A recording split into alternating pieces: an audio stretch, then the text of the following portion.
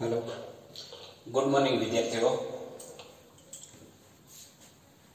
આગળના વિડિયોમાં આપણે સોવિંગ પર્પસ એવો પોઈન્ટ જોઈ ગયા હતા with a view to in order that okay હવે અત્યાર સુધી તમે જેટલું પણ શીખી ગયા છો એનો નિચોડ એ બધાના તમને સેન્ટેન્સ આવશે એ શીખવાનું છે એટલે બધા જ ટોપિક આ વિડિયો જોતા પહેલા અહીંયા જે ટોપિક છે અહીંયા હું તમને ભેગા રિમાઇન્ડ તો કરાવતો જઈશ છતાં પણ એ ટોપિકના વિડિયો ફરીથી જોઈ લેજો અને પછી વાક્ય બનાવજો 12મા ધોરણમાં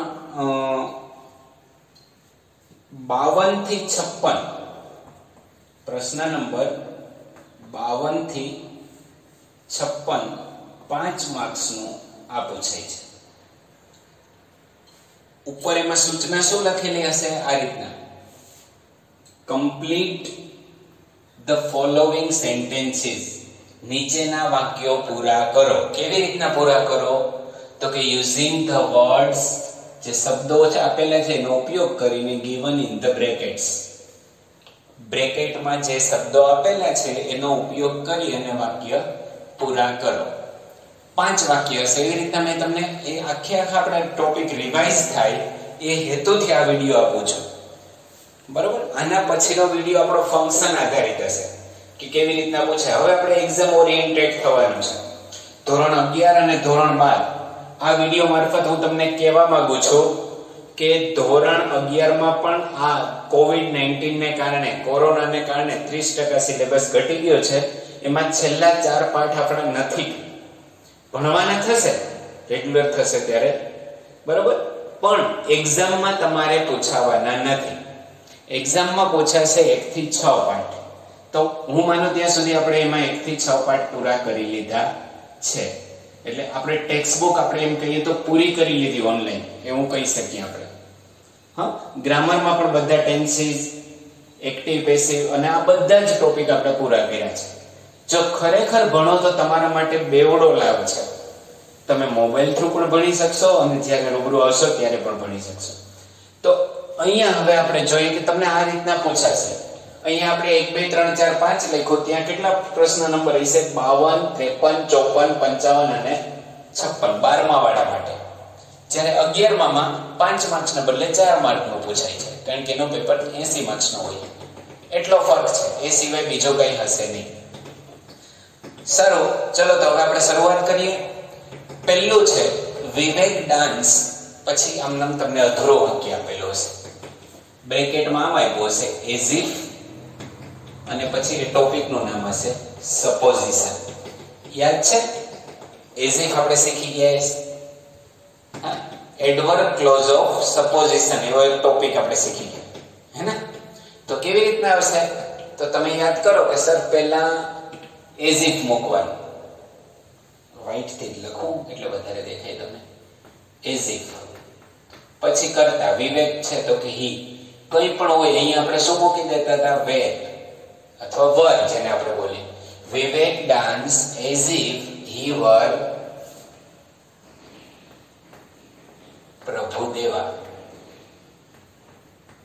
કેની જેમ ડાન્સ કરે છે કે જાણે પ્રભુદેવા હોય અહીં વિવેકની જગ્યાએ વીણા હોત તો અહીંયા આપણે શું કરે સીવર યાદ રાખજો એડવર્બ ક્લોઝ ઓફ સપોઝિશન તમારો વિડિયો શોધી અને પાછો જોઈ લેજો બરાબર આવી રીતનું વાક્ય પૂછાય જ સમજાણું ઓકે હવે બીજો વાક્ય પ્રિયા ઇઝ સ્માર્ટર અહીંયા છે કમ્પેરિઝન મતલબ કયો ટોપિક આપણે શીખી ગયા યાદ કરો જો કમ્પેરિઝન માટે તો તમે કહેશો sir degree positive degree comparative degree અને સુપરલેટિવ ડિગ્રી ત્રણેયને કમ્પેરિઝન કહેવાય તો અહીંયા તમારે કઈ ડિગ્રીનો વાક્ય છે તો કે કમ્પેરેટિવ ડિગ્રીનો કેમ ખબર પડી તો કે વિશેષણની પાછળ ઈઆર લાગ્યું અને અહીંયા તમને જો શબ્દ આપી દીધો જો આ એક નવી પેટર્ન આવી છે ગયા વર્ષથી નહીં તો ખાલી એટલું જ લખેલ આવતું showing supposition expressing comparison indicating result એટલું જ હવે તમને થોડુંક સરળ પડે એના માટે એને શું કર્યું છે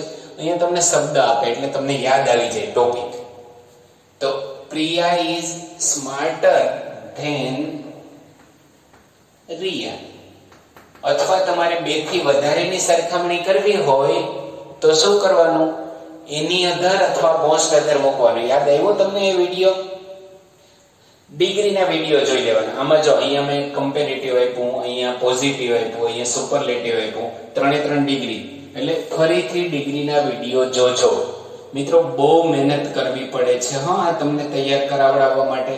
અહીંયા તમને હું 20 મિનિટ કે 18 મિનિટ કે 25 મિનિટનો વિડિયો આપું છું, એના માટે મારે 3 કલાક આપવી પડે છે.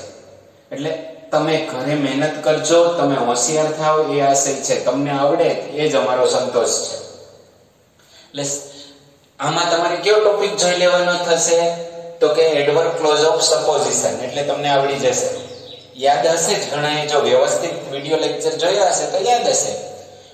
આમાં તમારે કયા ટોપિક જોવાનો છે? તો કે કમ્પેરેટિવ ડિગ્રી. ડિગ્રી 3 જોઈ લીજો એટલે આ બધામાં આવી જશે. ત્રીજું, વિજય રવિ ઇઝ સો સ્માર્ટ. જો અહીંયા ટોપિક છે રિઝલ્ટ. રિઝલ્ટ એટલે કયો? સો ધેટ અને too. Adverb clause of result એ ટોપિક જોજો. તો Ravi is so smart that, પછી જો લખવાનું રવિ છે એટલે હી. અહીંયા જો વર્તમાન કાળ કે ભૂતકાળ સિવાય કંઈ પણ હોય તો કેન નોટ, નહીં તો આપણે શું લખતા હતા? Could not. Ravi is so smart that he can not make mistakes. એ ભૂલો કરે નહીં.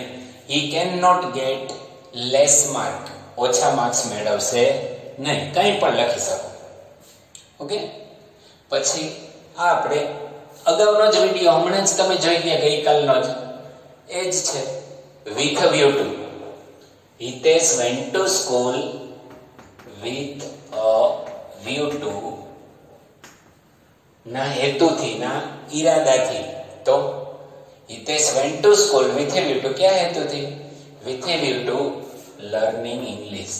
કે સ્કૂલે ગયો તો શું કરવા? ઇંગ્લિશ શીખવાના હેતુથી. with a view to meeting principal, with a view to solving some. દાખલો સોલ્વ કરવા માટે કંઈ પણ. though you work hard, તમે સખત મહેનત કરી તેમ છતાં પણ. Contrast. with a view to, in order to, in order that માટે પર્પઝ આવે. though, although, even though અને even if. however, as એના માટે કોન્ટ્રાસ્ટ. કે though you work hard, તમે સખત મહેનત કરી હતી તેમ છતાં પણ. યુ, અહીં તમને આઈડિયા આપી દીધા કે તમારે શું કરી નાખવાનું. You failed in the exam. તેમ છતાં પણ તમે એક્ઝામમાં ફેલ. તો જોજો, આમાં સપોઝિશન વિડિયો જોઈ લેજો. કમ્પેરિઝનમાં પોઝિટિવ, કમ્પેરેટિવ અને સુપરલેટિવ 3 ડિગ્રીના વિડિયો જોઈ લેજો. અહીંયા result, adverb clause of result જોઈ લેજો. અહીંયા સોવિંગ પર્પઝ નામનો જે વિડિયો છે એ જોઈ લેજો. અને અહીં એડવર્બ ક્લોઝ ઓફ કોન્ટ્રાસ્ટનો વિડિયો જોઈ લેજો. ઓકે. એટલે તમને બધા જ સેન્ટેન્સ આવડી જશે. એ બધા શીખવાડી અને પછી તમને અત્યારે હું અહીંયા આ વિડિયોમાં લઈ આવ્યો છું. એટલે એ ખાસ જોજો. પહેલા એવું હોય તો આ વિડિયો છોડી દેવાનો. પહેલા બધાય રિપીટ કરી લ્યો અને પછી તમે જો માત્ર 12મા ધોરણ માટે નથી, 11મા ધોરણોને પણ આ લાગુ પડશે. 11માની અને 12માની પેપર પેટર્ન સેમ છે. 11મામાં બધું જ આવડી જાય તો 12મામાં કંઈ છે જ નહીં. 12મામાં સ્કોરિંગ કરવા માટે તમને બહુ સરળ પડશે. ઓકે. ને હવે તમે નસીબદાર છે કે આ વખતે તમારે યુનિટ તૈયાર કરવાના છે માત્ર 6 જ. ઓકે. સારું. તો હવે હું માનો ત્યાં સુધી તમને આ બધા ટોપિક યાદ કરી લીધા હશે, સમજાઈ ગયા હશે. એનું જ આપણે રિપીટ કરીએ, પણ સેન્ટેન્સ શું કરી નાખીએ? બદલી નાખીએ. ફરીથી માની લ્યો કે બીજા 5 સેન્ટેન્સ છે એ કરી લઈએ આપણે. આઈ speak as if. I way, કે હું બોલતો હતો કે જાણે હું. આઈ સ્પીક ઇંગ્લિશ, કે હું અંગ્રેજી બોલું છું. As if I way a foreigner. મેં કીધું ને, કંઈ પણ વિચાર્યા વગર અહીંયા શું કરી નાખવાનું છે? તમારે વર મૂકી દેવાનું છે. ઓકે. આવડી જશે ને?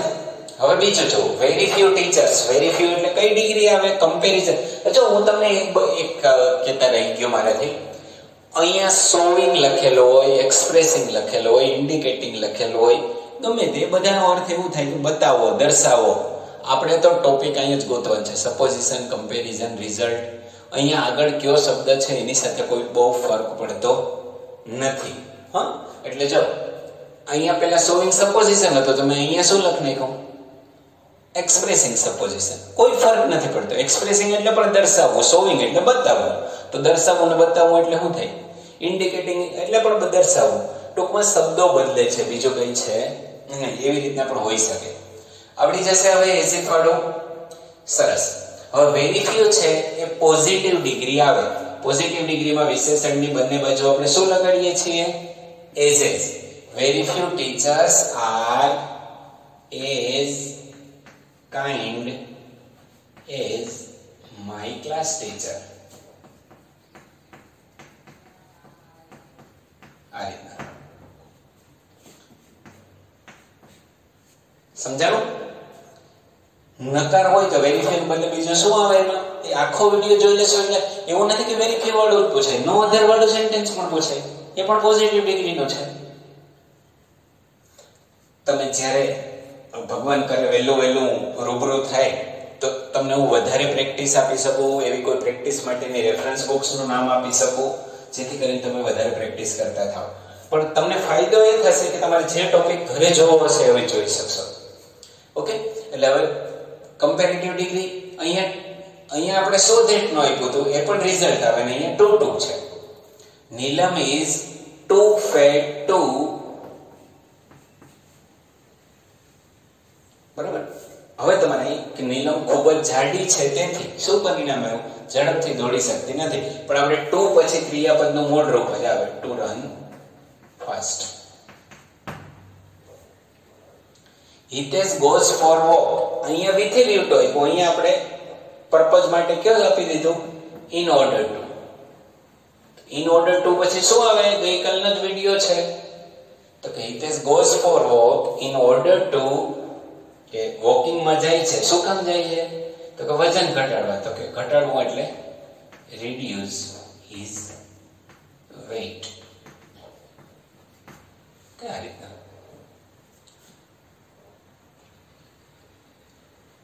in order to keep himself fit, પોતાની જાતને ફિટ રાખવા માટે. એવો શબ્દ લખો તો પણ ચાલે. અહીંયા ધો હતું, અહીંયા even if વાળો વાક્ય આપ્યું આપણે, ધોલ, ધો, even if, એ બધું પણ સરખું થાય ને. even if you ran fast, તમે ઝડપથી દોડ્યા તેમ છતાં પણ અહીંયા જો મિસ એવો શબ્દ આપી દીધો. you missed. ઝડપથી દોડ્યા હતા તેમ છતાં પણ you missed the bus, you missed the train. કંઈ પણ આવડી જાય કે નહીં? 5 ટોપિક યાદ રાખજો એટલે આવા સેન્ટેન્સ તમને આવડી જાય. આમાં તમને કોઈ પણ તમારું સેન્ટેન્સ ખોટું પાડી શકે નહીં. સરસ. હવે આપણે 10 સેન્ટેન્સ પહોંચી ગયા. હવે વધારાનું પાછું. she lived her life, તેણી એની જીવન જીવે છે. as if she were, જાણે તે કેવી હોય, કેવું જીવન જીવે. કંઈ પણ લખ નાખો, તમારું મન પડે. as if she were,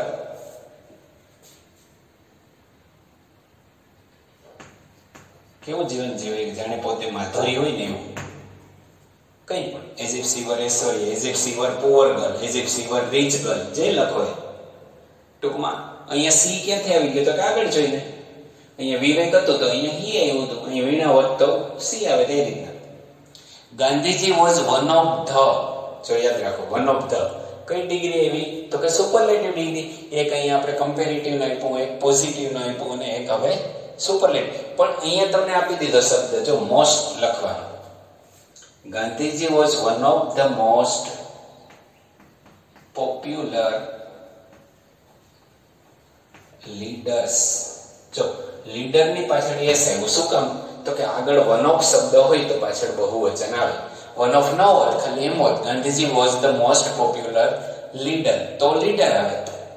one of શબ્દ છે એટલે પાછળ એ તમે સુપરલેટિવ ડિગ્રીનો વિડિયો જોઈ લેજો. ઓકે. હવે as soon as, no sooner અને hardly 3 આપણે લખ્યા હતા. Adverb clause of time. તો એમાં નો સોનર નો વાક્ય છે. નો સોનર ડીડ આઈ, જો ડીડ પછી કરતા એટલે ક્રિયાપદનું મૂળ રૂપ. એક વાર ક્રિયા પૂરી થાય પછી શું મૂકવાનું છે તમારે? ધેન. એ તમને અહીંયા આપ્યું છે.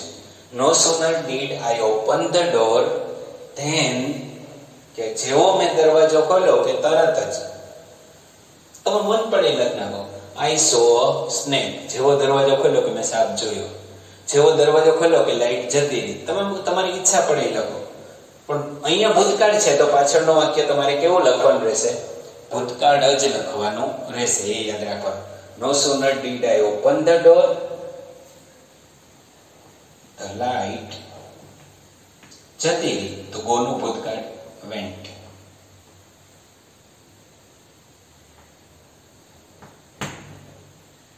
આઈ સો સ્નેક, મેં સાપ જોયો. દરવાજો ખોલ્યો કે તરત જ.